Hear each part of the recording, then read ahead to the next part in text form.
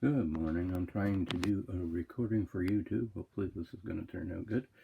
I do that live video quite often on Facebook, but haven't yet done one for YouTube. But I do have some friends, there we go.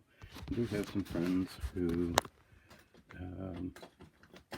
aren't on Facebook. There are still some people out there who choose not to use Facebook, have their reasons, and some days I can't say I blame them. Anyway, wanted to do a little walk around our garden. And this one definitely needs to be wet out. That's one of the next priorities. But in here we have 3 Scotia tomatoes, as well as some nasturtiums in the front and back. And along the front, I actually have some basil coming out. There's some basil right there. And what you're hearing in the background is the brook that runs beside this beautiful property. This one's blessed to live on. You can hear the birds singing in the trees here and between the hills and Clemensport. Beautiful sunrise this morning. And here is our main garden. We have used wire, fishing line, plastic bags, owls, sun bottles, and it's been about a week, knock on wood, since we've had any critters in the garden. These Kennebec potatoes are doing very well. In fact, I can almost watch them grow. They're growing so fast right now. And 4 rows of Kennebec potatoes, roughly 40 plants. And over here, and I actually thinned these out the other day and need to get back in and thin them out again, are radish. There's lettuce and beets under there. And we're thinning out the radish. They're starting to form the little balls, and we've had some radish greens we like, and we've had a few radish. Those will soon be coming out. The lettuce will hopefully start to cover the ground a little more, and the beets are coming out, and they will hopefully be forming into some beautiful beets a little later on. Next to those are early frosty peas lined with carrots, and we have another row 2 rows over, and in the middle is Thomas Laxton peas. And in the bucket we actually have weed tea, not made out of weeds, but made out of weeds. The kind of gives a whole different perspective on weeding your garden when you can actually use it to make a compost tea. And next to the peas, we'll go over a little closer. Next to the peas, we have 4 rows of russet potatoes, and those are starting to see weeds between the rows and we get out, but the russet potatoes are starting to come along, like that one right there in the middle of the screen. Russet potatoes are starting to come out now as well. The next row looks pretty nice.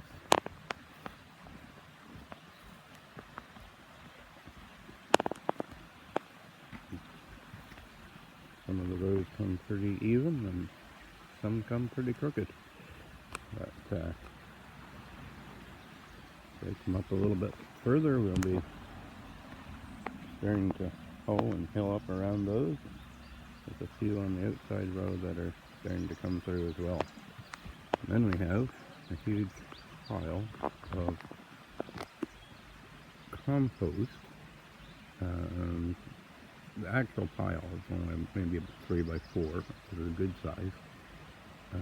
We've found a couple of giveaway bags of grass clippings and added those the other day and put the paper bags they were in right over, and the brush that we cut from under the trees we used to cover the pile to help create a little extra warmth, and those spills can go in there and compost as well.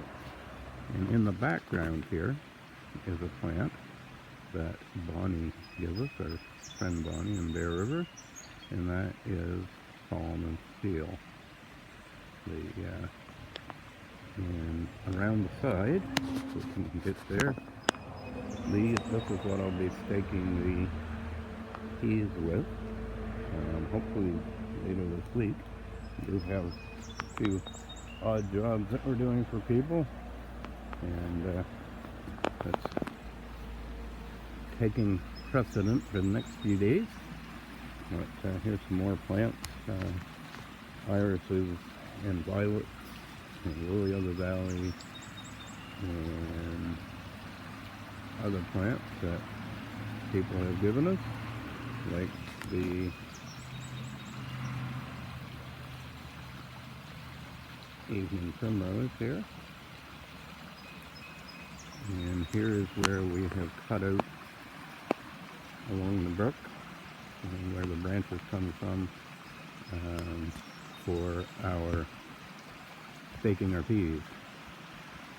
This is a rose bush, and you can see how it has climbed over the years up into these spruce trees.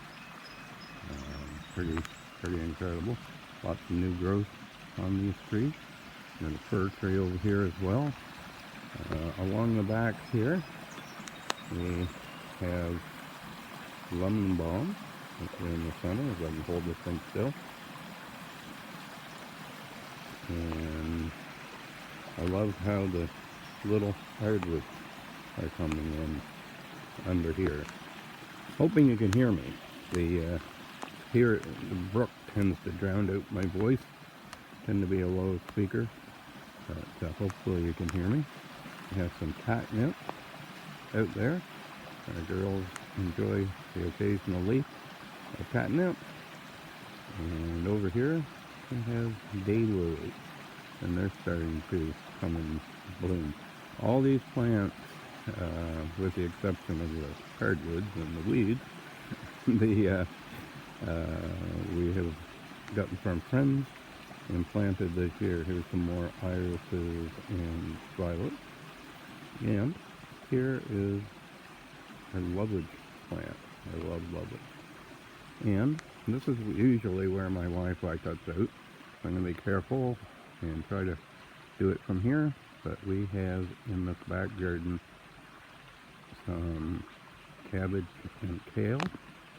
And we also have some beets planted in there, and some lettuce is what you're seeing on the top. Hopefully that will continue to grow. And along here we have a cucumber, if I can get the screen to cooperate. Cucumber. Down here we have brandywine tomatoes. We have those planted along the front here. We have zucchini and squash. Those are, I think, kind of struggling, but they will hopefully come in time. Another squash plant. We wanted to do the terrace garden all the way around this side this year, and decided that we were going to wait because there are a number of strawberries that are growing here. You can see a strawberry blossom there. And it's our hope that if these berries are any size, that maybe next year we'll put the strawberries around this side. And over here we have another little garden with some iris, violets, and strawberry. And in the back we have planted some herbs and a little mix of flowers, so hopefully those are going to be showing up. Here we have a clover plant that we actually brought from the yard, and if you look, here is a 4-leaf clover, here is a 4-leaf clover, here is a 4-leaf clover. In my lifetime, here's a 4-leaf clover. In my lifetime, I have collected 23 4-leaf clover. I have never seen one with any more, or a clump with any more than 2 4-leaf clover. This particular clump has at least 5 or 6 4-leaf clover and even 1 5-leaf clover. So we thought we'd move it from the yard, from the lawn into the garden. Beside that, we have a beefsteak tomato starting to come along, more brandywine tomatoes, and more Scotia tomatoes. And that is our beautiful backyard. And there's our tire swing and our beautiful maple tree. And with that, I do believe that we're going to call it a day. And hope you've enjoyed our little video around our garden and backyard. Ciao for now.